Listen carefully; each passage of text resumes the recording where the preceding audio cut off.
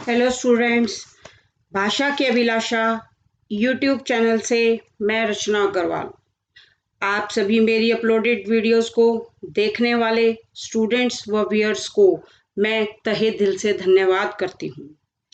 अभी तक की सभी अपलोडेड वीडियोस पर आपके कमेंट्स देखकर मन अति प्रसन्न हुआ कि आप सभी इनका भरपूर लाभ उठा रहे हैं। इसी क्रम को आगे बढ़ाते हुए मैं आज फिर एक नए टॉपिक के साथ हाजिर हूँ। वाक्य रूपांतरण यह टॉपिक 10th क्लास हिंदी में पढ़ने वाले ए कोर्स हो या बी कोर्स, दोनों के लिए बहुत ही इम्पोर्टेंट है। यह टॉपिक 4 अंक का आता है, वह बहुविकल्पीय होता है। इस वीडियो के द्वारा आप सभी इसके भेद व वाक्य बनाने के तरीके का पूर्ण विवरण जान पाएंगे तथा अंत में प्रैक्टिस क्वेश्चंस भी हैं आंसर तालिका के साथ, ताकि आप साथ साथ अभ्यास भी कर लें। चलिए फिर टॉपिक समझने की प्रक्रिया शुरू करते हैं। वाक्य रूपांतरण। वाक्य रूपांतरण क्या है? वाक्यों के स्वरूप को दूसरे स्वरूप में परिवर्तित करने को वाक्य परिवर्तन कहते हैं।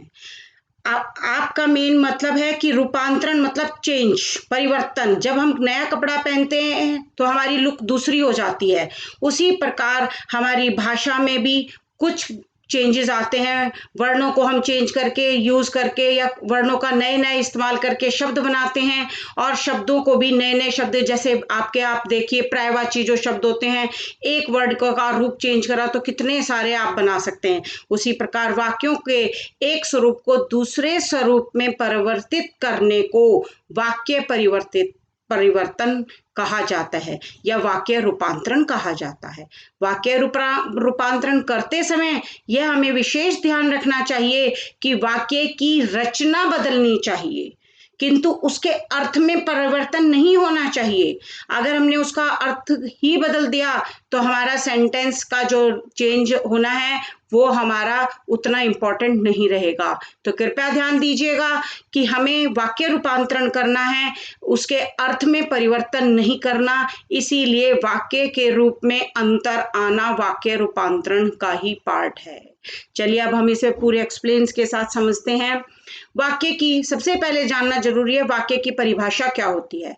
वाक्य की वह छोटी से छोटी इकाई जो संपूर्ण अर्थ देने में सक्षम हो वाक्य कहलाती है, या इसे हम दूसरे शब्दों में कह सकते हैं शब्दों के व्यवस्थित समूह को, सार्थक शब्दों के से व्यवस्थित समूह को, जिससे कि वक्ता का अपनी बात कहने का जो तरीका है वो हमारी समझ में आ जाए, तो वो हमें क्या कहती हैं, वो वाक्य कहलाते हैं। वर्ण से शब्द बनते हैं और शब्द से वाक्य बनते हैं, और हमारे व्याकरण में इसी प्रकार का ही सारा ही जो है वर्ण, शब्द और वाक्य, इन्हीं के ही कितने प्रकार दिए गए हैं। लेकिन जो आपके कोर्स में है 10th में, वो है रचना के आधार पर वाक्य के कितने भेद होते हैं। सबसे पहला प्रश्न उठता है कितने भेद होते हैं और कौन कौन से हैं। रचना के आधार पर वाक्य के 3 भेद हैं, जैसा कि आप समझ सकते हैं। पहला है सरल वाक्य, दूसरा है संयुक्त वाक्य और तीसरा है मिश्र वाक्य। सरल, संयुक्त और मिश्र वाक्य, इसी से संबंधित आपसे आपकी बोर्ड की परीक्षाओं में प्रश्न पूछे जाएंगे, जिनका कि उत्तर आपको पूर्णतः आना चाहिए। इस वीडियो को देखकर आपके जितने भी डाउट्स हैं वो सारे क्लियर हो जाएंगे, और मैं उम्मीद रखती हूँ कि बच्चे इसको समझ के प्रैक्टिस क्वेश्चंस करने के बाद पूरे 4 अंक आराम से प्राप्त कर पाएंगे। सबसे पहला आता है सरल वाक्य। सरल वाक्य का मतलब होता है जो सिंपल सेंटेंस जिसको आप बोलते हैं, जिस वाक्य में एक उद्देश्य तथा एक विधेय होता है, उसे सरल वाक्य कहते हैं। जैसे एग्जाम्पल में उद्देश्य और विधेय में बड़ा कंफ्यूजन होता है कि होता क्या है। जैसे बालक विद्यालय जाता है, इसमें बालक जो है वो उद्देश्य है, यानी कि जिसके बारे में बात की जा रही है वो उद्देश्य होता है, और जो बात की जा रही है वह विधेय होता है। यानी कि इसमें हमने कहा बालक उद्देश्य है और विद्यालय जाता है वो हमारा विधेय है। बच्चे मैदान में खेल रहे हैं, बिल्कुल सिंपल सेंटेंस आपको समझ में आ रहा है, ये हमारे सरल वाक्य होते हैं। धूप निकल रही है, सुनीता घूमने चली गई। तो ये जो है, जब क्रिया हो रही है, सामान्य क्रिया, तब हमारा सरल वाक्य होता है। तो इसी प्रकार के आपको कुछ कुछ वाक्य दिए जाएंगे, उनको जोड़ तोड़ करके आपको सरल में बनाना है। और सरल बनाना तो बहुत ही आसान है, क्योंकि सरल का नाम ही सरल है। दूसरा आ जाता है संयुक्त वाक्य। संयुक्त वाक्य में जिस वाक्य में दो या दो से अधिक सरल वाक्य योजकों से जुड़े रहते हैं। योजक, योजक क्या होते हैं? किंतु एक दूसरे पर आश्रित नहीं होते, वे संयुक्त वाक्य कहलाते हैं। जैसे कि उसने खाना खाया और वह सो गया। देखिए पहला वाक्य क्या बना हमारा, दो वाक्यों को जोड़ा गया है और के साथ। और योजक क्या होते हैं? जैसे कि हम घर में, आपने अगर आप ध्यान करेंगे तो आप गार्डनिंग करते हैं, जब आप अपने पौधों में पानी देते हैं तो कई बार आप ये नोटिस करते हैं कि ये पाइप थोड़ा सा छोटा है, इसको हम और बड़ा करना है, एक्सटेंड करना है, तो हम क्या करते हैं, एक क्या लाते हैं उसके लिए, एक जॉइंटर लेके आते हैं और उससे हम पाइप को पाइप के साथ जोड़ के उस पाइप को हम बड़ा कर लेते हैं। इसी प्रकार वो कह रहा है कि एक वाक्य है, एक पाइप था और दूसरे पाइप को जब हमने उससे जोड़ा तो मैंने कहा एक पाइप और दूसरा पाइप। तो लेकिन इन्होंने यहाँ पे आपको किस तरीके से बताया है, योजक कनेक्टर्स को बोलते हैं जब हम सेंटेंसेस को जोड़ने के लिए प्राय यूज किए जाते हैं। भाई आया और चला गया, या मैं मार्केट जा रहा हूं और कुछ लाना है, तो आपने कहा भाई मैं मार्केट जा रहा हूं और कुछ लाना है, तो ये जो है, ये और जो शब्द है ये आपका योजक का कार्य करता है। कुछ और भी शब्द होते हैं, वो आपको पहचान के लिए नीचे दिए गए हैं, आप उनको जरूर देखिए। मजदूरों ने काम करके पैसे लिए और घर चले गए। आज बच्चा सुबह उठा और उसने दूध पिया। अब क्या पहचान हो सकती है इनकी, कौन कौन से हो सकते हैं? और भी आता है, या भी आता है, तथा भी आता है, इनमें किंतु भी आता है, परंतु भी आता है, इसलिए भी आता है, ताकि, सो आदि योजक शब्द होते हैं। इनकी वजह से एक वाक्य दूसरे वाक्य से जुड़ पाता है। आपने कहा कि रमेश आओ, रमेश आएगा या मोहन आएगा, किसी से पूछा आपने, किसी का फोन आया आपके पास और आपने पूछा कि भाई कौन आ रहा है, उन्होंने कहा या तो मैं आऊंगा या वो आएगा, तो या आ गया। राम तथा श्याम। किंतु आपने एक सेंटेंस कहा कि फिर कहा किंतु मैं तो ऐसा नहीं कर सकता, परंतु ऐसा हो सकता है, इसीलिए मैं चला गया था, तुम नहीं थे इसलिए मैं चला गया था। ताकि, सो आदि जो योजक है, योजक होते हैं कनेक्टर। जब दो वाक्यों को जोड़ने के लिए, दो सरल वाक्यों को हम जोड़ते हैं, उनको जब जोड़ने के लिए जो हम ये वर्ड्स यूज करते हैं, जो है और, या, तथा, किंतु, परंतु, इसलिए, ताकि, सो आदि योजक शब्द कहलाते हैं। अब आ जाता है हमारा मिश्र वाक्य।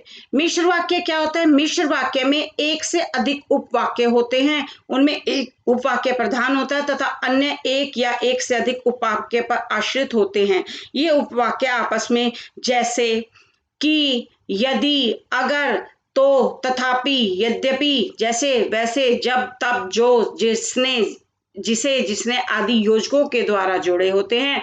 जैसे कि आपने कहा, अध्यापक ने बताया कि कल हम पिकनिक पर जाएंगे। तुम वहां चले जाओ जहां गाड़ी रुकती है। ये देखिए, तुम, वहां और जहां, जब पूछोगे तब बता दूंगा। तो यानी कि एक वाक्य है, फर्स्ट वाक्य के ऊपर दूसरा वाला वाक्य पूरी तरह निर्भर कर रहा है। जब तक हमारा पहले, तुम वहां चले जाओ जहां गाड़ी रुकती है, किसी ने तुमसे पूछा कि भाई मुझे कह के, भाई तुम वहां तक चले जाओ जहां गाड़ी रुकती है, यहाँ से तो गाड़ी नहीं मिलेगी। तो जैसे आप ये देखिए, आपने सुना होगा, जो करेगा सो भरेगा, जैसी करनी वैसी भरनी।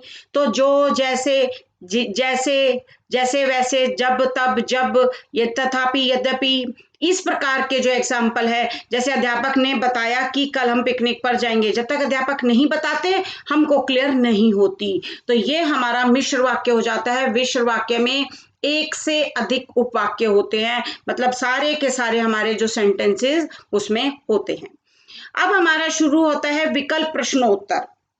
अब विकल्प प्रश्नोत्तरी में आपको इसमें आप एमसीक्यूज की फॉर्म में आपको क्वेश्चंस दिए गए हैं, आप उनको ध्यान से देखिए और अपनी एक कॉपी पर उनके आंसर आप अपने हिसाब से लिखिए और सबसे लास्ट में जो आपको आंसर तालिका दी गई है उनसे आप अपने आंसर मिलाइए। आपको खुद ही पता चल जाएगा कि आपके कितने सही हुए और कितने गलत। दूसरा कि जो मैंने आपको समझाया है वो आपको कितना क्लियर हुआ है। चलिए हम चलते हैं एमसीक्यूज की तरफ।